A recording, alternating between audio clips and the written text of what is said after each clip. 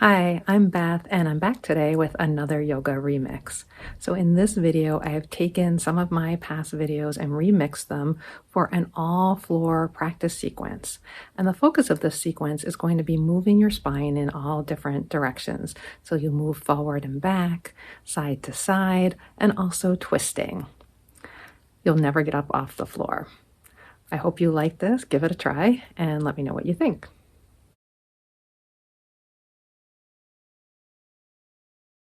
Find a firm seat on our sits bones.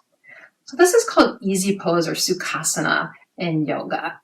And the important points about this pose are that we're seated comfortably on the sits bone so that the spine can be upright. The legs can be crossed more close, more wide. That piece does not matter. And you can be sitting up on a blanket or something else if you find that your spine is rounded and not up straight, up long. Then to this, we'll add a lateral stretch. A lateral is the stretch of our side bodies. That'll be the first direction or the first two directions of our spines. We'll go to one side and then the other. I'll be mirroring you. So take your right hand, place it out to the side, comfortably away from the body where you can reach toward the floor. Your opposite arm, your left arm, reaches up tall. Now, it doesn't have to come up if this is not comfortable with your shoulder. The hand can stay here. It can even stay at the hip. So whatever position you prefer. Wherever you are, breathe into this left side and then start to lean right. So as you lean right, you're getting a longer stretch here on your left. Now, if you keep your hand at the hip, that's actually a helpful reminder to keep this hip down to get as much length as possible between the hip and the top of the head. That whole area we're stretching. If you add your arm, you might feel it through the armpit, through the side of the arm. And in every pose, we're using the breath. So breathe in, expand, grow larger in this pose.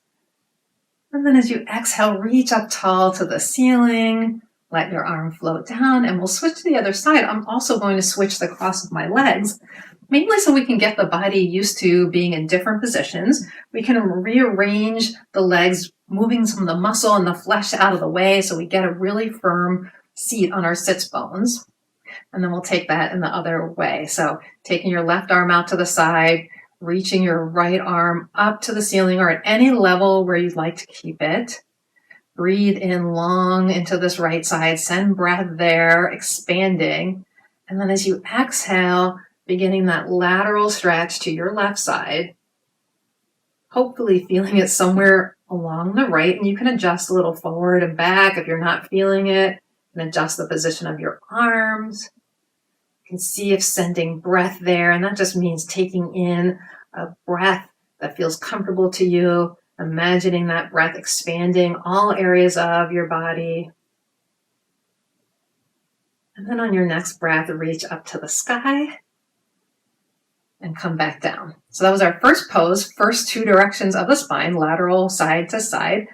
As you come into child's pose, you can go right into it if you know the pose already. Touch your toes together and then widen your knees to the point that it feels comfortable for your body. So I usually like to do a really nice wide knee child's pose because it makes space for my body.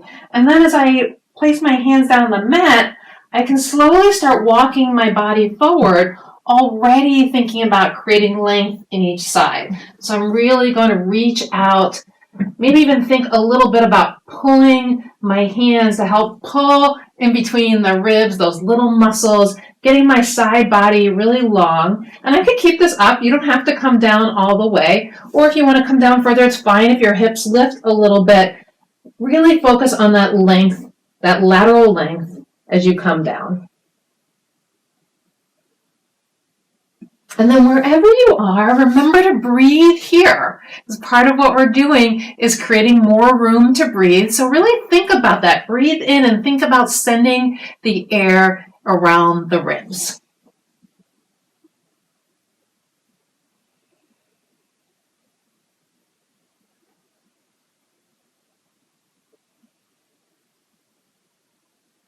breathing in and out through the nose will help you maintain a little bit more control of your breath. So let's take about 3 more breaths like that. Again, focusing on the length and the sides as you breathe in and out through the nose.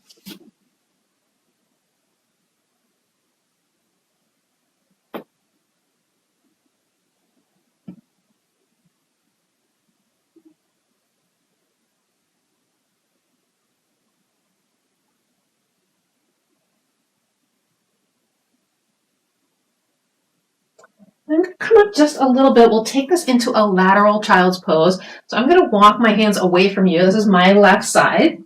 Shift my blanket. If you have a blanket there, that's fine. You can rest on the blanket. The blanket can also go under your knees.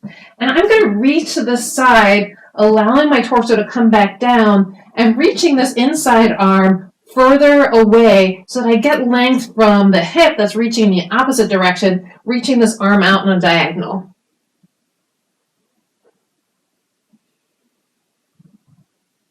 And I'm really feeling this from my fingertips all the way under through my armpit, along the side muscles, where my ribs are, down through my waistline.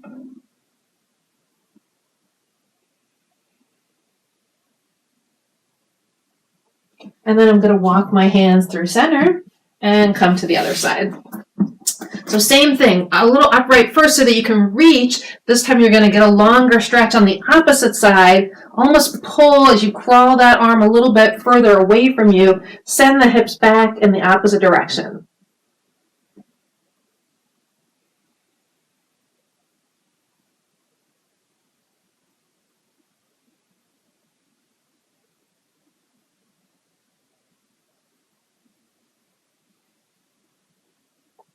And then breathe and walk yourself back through center. And you can take a moment in Child's to feel what you've done so far.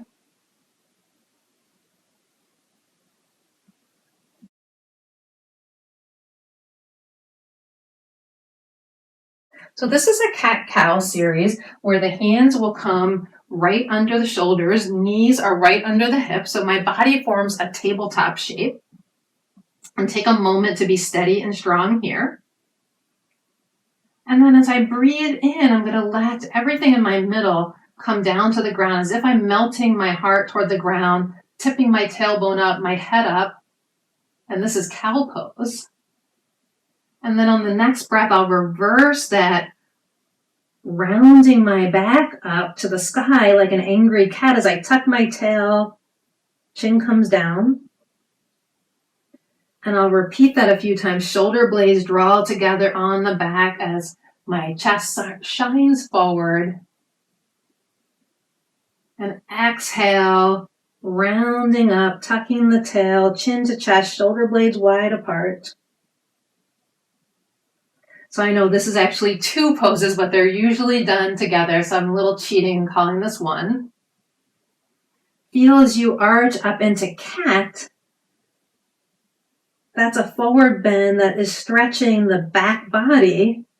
And then as you let your front body come down into cow, it's a back bend that is actually stretching the front of the body. Now you're welcome to come up on fists as you do this, or down to forearms. Really, you can rearrange the position of the hands to change the stretch a little bit. So we're making the practice our own in yoga, not letting the poses dictate how we move our bodies, but really getting what our bodies need out of the poses. One more round.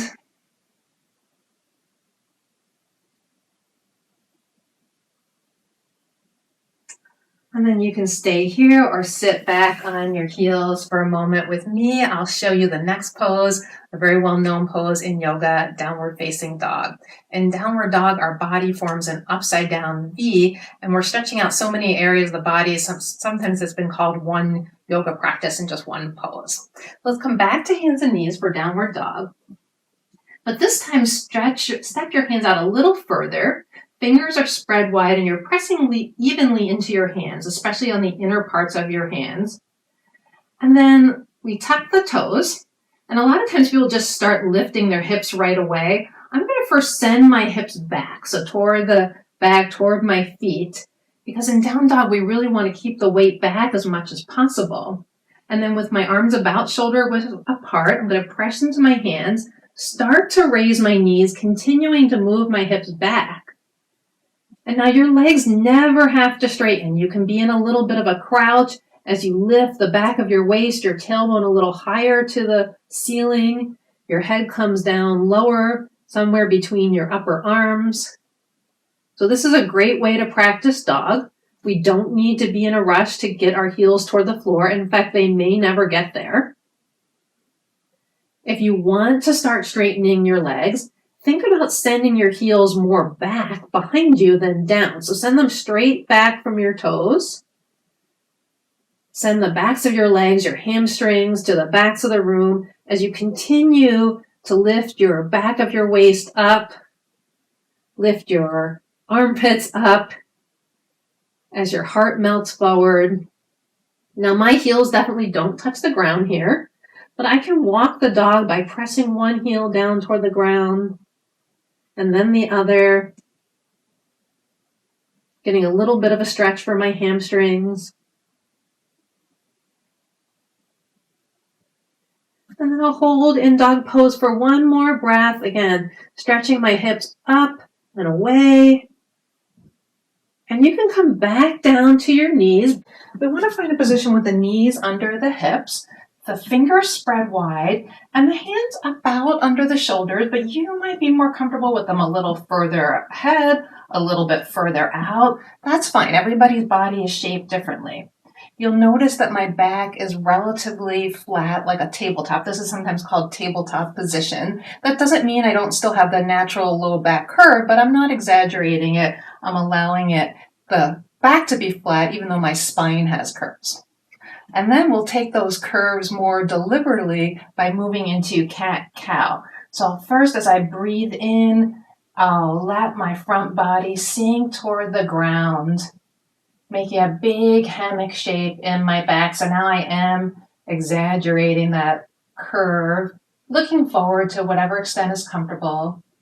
And then as I exhale, I draw everything in, point the tailbone down, arch my back, forming a big rainbow shape. So a few times like that, feeling your breath in your body as you move.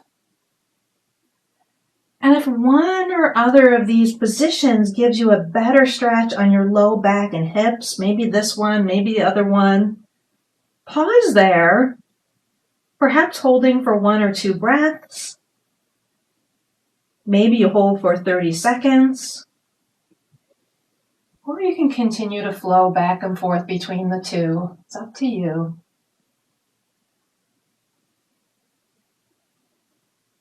And then I'm going to come back to the middle, and I'll just take a little sideways movement looking toward my one hip.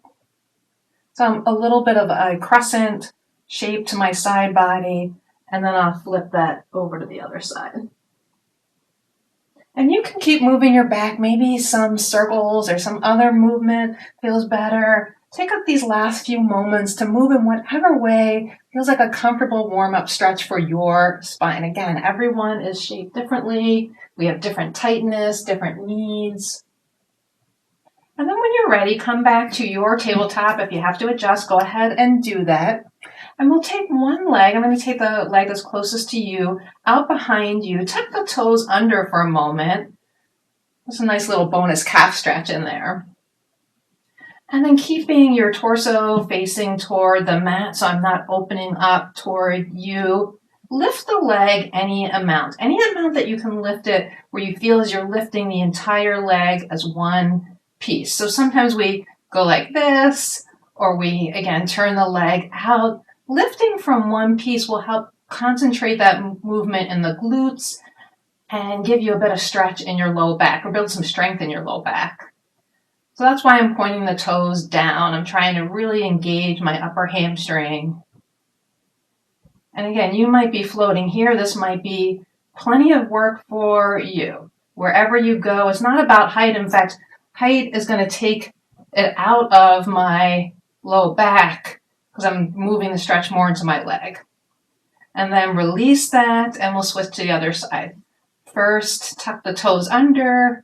Give yourself a nice little calf stretch. For most people, that feels really good. And then thinking about lifting the leg as one piece, that might mean even more so from the inner thigh.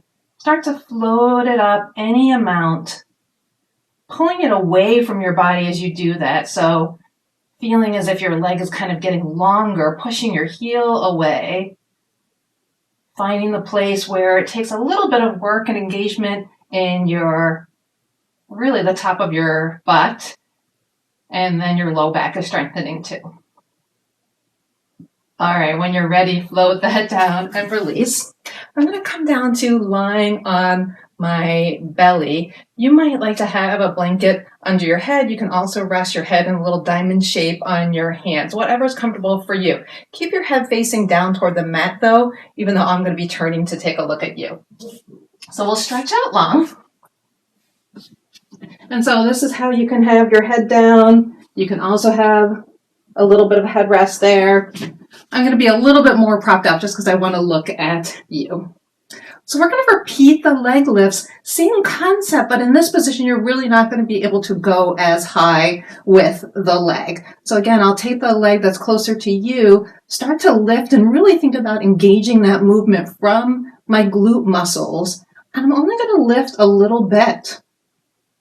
So again, I don't want to lift high. That might cause me to bend my knee or overly arch my back. I lift just enough where I feel the glutes engaging and strengthening.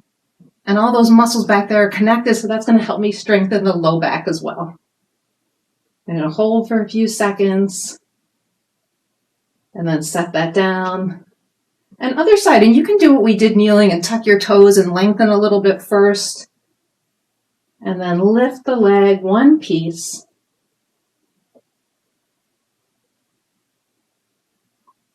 And lower. And let's try that one more time on each side. Go back to the first leg. Lift a little bit, just enough to engage the muscles.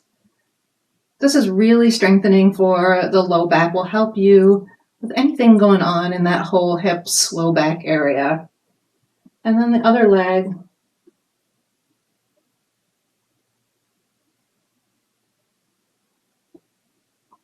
And then release. I'm going to roll onto my side. You can be on either side, and you can either be lying on the side like this or sitting up, and I will show you both. I'm going to stretch across the front of the hip flexor and the quad muscle of the leg. Again, everything down here is connected. So I'm going to reach my top leg back, grab it with my hand. If you can't grab it with your hand, that's fine. You can loop a leash or any kind of rope, a yoga strap around it. If you have a pant on, you can grab your pant leg. Any of those things is fine. I like doing it this way because for most of us, it's a little easier to reach our leg lying down. So the position of the bottom leg doesn't matter so much. However, you can support yourself. Once you get a hold of your top foot, pull it toward your bottom and then gently push this part forward. So that's where we're looking for the stretch. And I can really feel this. My hip flexors tend to get very tight. For a lot of us, that's an area that is connected to some low back pain. You can also come all the way up to seated this way. And if you can balance yourself. So if this is more comfortable for you to do it like this, you can play around with that and see where do you get a better stretch. Again, it might feel different, not only different in different bodies, but different days, depending on what kind of activity you've been doing.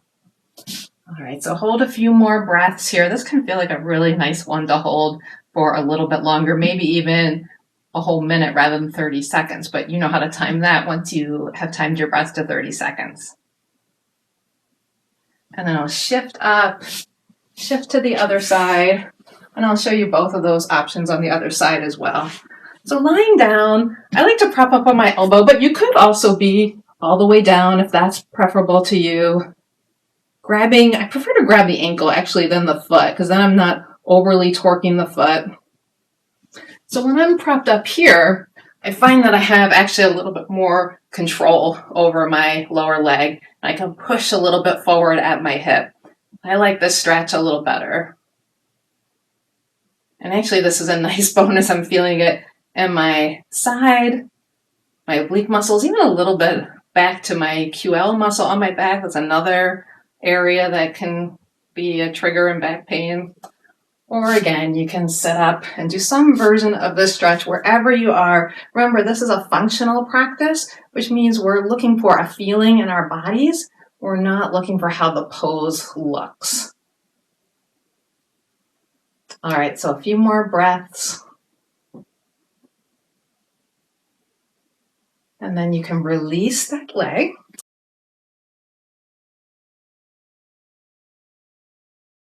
Now, again, if you need to adjust, if you need more cushion under your knees, because we will be here a little bit, feel free to cushion under your knees or under your hands.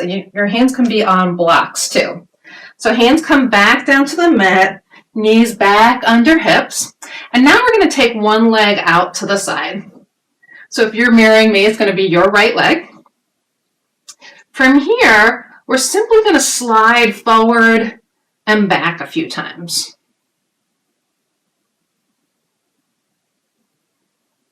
So you'll see that as I slide forward and back, my shoulders are coming forward more over my fingertips. And then as I rock back, they're coming behind. I'm not really moving my hips at all. It's moving with the motion of my body. And as you do this a few times, you might notice that you're getting some range in your hip joint as you passively move back and forth. And then find stillness. Find your spot where your shoulders are more over your hands once again. Take your same hand as extended leg, so your right hand if you're mirroring, touch around near your ear, maybe the fingertips behind your ear, and open your body toward your leg, a little bit of a spinal twist. And then exhale, elbow comes toward the inner arm. A few times like this, open, breathe as you come in, either on your inhale or on your exhale. Open and come in. One more time, open. And this time when you're open, you have the option to lift the top arm, maybe drawing the top shoulder blade back, gives you a little bit more twist on this side. This is our open twist. And then breathe, and now we're going to thread the arm underneath, palm up, for a version of thread the needle. Now you can simply clasp onto this arm and stay right here. You might be able to take it further. To do that, I need to adjust my outside arm a little bit. So adjust this pose however works for you. If your head starts to come down toward the floor, you can do that. Mine won't comfortably come to the floor here in this version. Make sure you're breathing so the breath is, remember, we want to use that breath to open up the sides or help us open up the sides. And if you adjusted your hands, walk them back in through center. Take that leg in, and maybe you need to come off your hands for a moment. That's totally okay. Wiggle your hands around, maybe a few more cat-cow, whatever you need to refresh your body before we go to the other side. Back down to hands and knees. Opposite foot comes out to the side. My toes are pointing toward you. That's where my foot feels comfortable. You might feel more comfortable with your toes pointing out. And then we'll start that just a little slide. If your back is a tabletop, your table is kind of going front and back. It's not going down or up. It's just moving on the same plane. Now, hopefully this feels good, right? We're looking for a sensation, but not pain, not anything sharp. You might notice something. I haven't done a lot of work with my hips today, so I notice that they're resisting me a little bit, but not to the point of pain. And then remember, we'll still that, find our three-legged table once again. Take your left hand, if you're mirroring, elbow out to the side. Hand just touches somewhere around the ear. I'm not grasping, just lightly touching. Open up into your open twist, feeling that twist around your rib cage area, your thoracic spine. And then breathe as you take your elbow in toward the opposite arm. Maybe it's here, maybe it's here. Maybe it's a little touch. Open back up again. My hips are staying pretty still as I do this. Most of that movement is coming right around my spine, starting from about the belly button up and unraveling. And then one more up. And again, this time you can have the arm, it can stay right here. It can come to your hip. The only thing adding the arm does is maybe helps you think a little bit about drawing the top shoulder blade back a little bit more. But you still want that arm to stay above your body. So I don't want it to go back here. My body's not twisting over there. My body's about here. And then on my next breath, I'm going to dive under with that hand, coming into my version of thread the needle on this side. And I do like to move my hand out a little bit more. That just helps me use this hand to aid in the twist a little bit more. And breathe.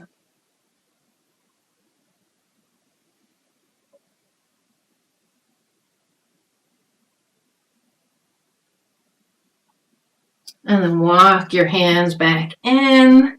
Leg comes back in. And let's take a moment to do a little rest in child's pose. And you can do any version of child's pose you like here. Sometimes I like to place my forearms down and bring my forehead to them.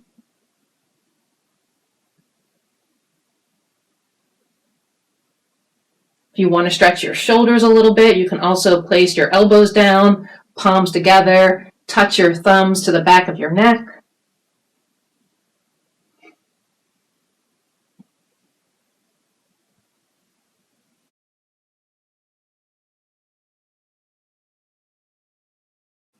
My knees are bent and I want to take them up so that the knees are over the hips in a chair pose shape.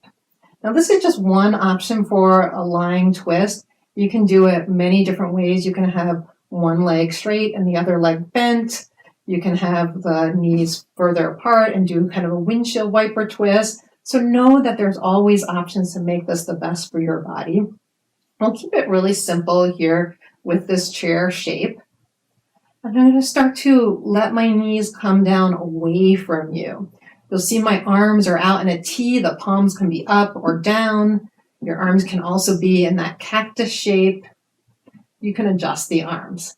So start to lower my legs away, keeping this basic chair shape. I'm going to let my legs come all the way down to the floor. Or again, if that's not comfortable, a blanket, a pillow, a few blocks.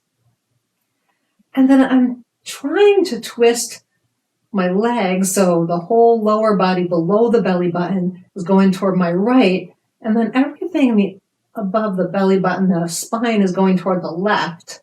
Trying to keep my back of my left shoulder on the ground. But you might find as you twist, it lifts. That just means you have to decide, do you want to keep the knees down and let the shoulder lift up a little bit? Or do you want to keep the shoulder down and let the knees lift up a little bit? Whichever is more comfortable. And if one area is up, you just prop that area and make it more comfortable. So moving on to a twist, especially in a recline version, is a great way to round out a practice, to start unwinding. You can feel your body literally unwinding as you wind it up this way. And as you breathe, see where you can soften, and that includes the muscles around your face. And then on the next breath, we'll come back through center. You may want to lift one leg and then the other. You might also need to set the legs down for a moment to adjust. And I'll show you a little trick on this side to make more room for your body.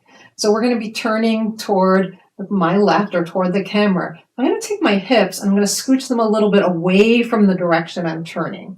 That just makes a little more room for my spine. I'll do the same thing with lifting the knees up and then allowing them to lower down. And as I twist, my shoulder is lifting up off the ground. So I'm going to bring my knees down and then just work to open up across my collarbones, settle my shoulder blade back down as comfortably as it goes. And again, I could put a little blanket or pillow there if it wasn't comfortable. You can also have a blanket or pillow between your knees. So that's where I wanted to give you the option for props without actually using them. Props are a great way to customize the practice to you, to your unique body. All of our bodies are different. So that's where we need to use the tools that are available to us. And tools can be anything, a blanket, stuff a sweatshirt in there, whatever you have to make the practice comfortable. We want the practice to be steady and also comfortable. You'll see I'm breathing. You might even be able to see my body move with breath. Now I'm looking toward you. You can turn the head in the opposite direction of the twist, or you can allow the head to look toward the ceiling. So whatever is most comfortable on your neck. If it's comfortable to add your head to the twist and look the other way, you can do that. And then last breath here, I'll lift one leg and then the other. Find myself back in the center of my mat, readjust. Our last pose of our 8 is Shavasana. Shavasana is the rest pose. We rest a little bit in child's pose, but this is our synthesis for our whole practice. I encourage you not to leave it out. Now, the traditional way of practicing Shavasana is to stretch both legs out long. Allow the legs to open wider than hip width, maybe as wide as mat width. And you see, I just kind of let them flop apart. I'm not using any muscular engagement. And then my arms away from my body, palms up helps me open up more across the chest, across the front body. But hands can also rest on your body if that's more comfortable. Shavasana is really important to take a few moments before you rest and release to make it comfortable for your body. So that might mean a little pillow under your head. That could mean bending the knees. For many people, it's too much of a strain on the low back without the knees bent. So you can keep the knees bent, or you can take a roll blanket under the knees and support them that way.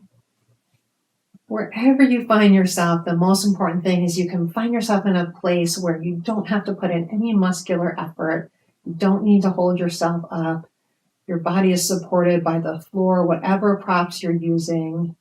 And then if it's comfortable to shut your eyes, you close your eyes and simply melt and soften.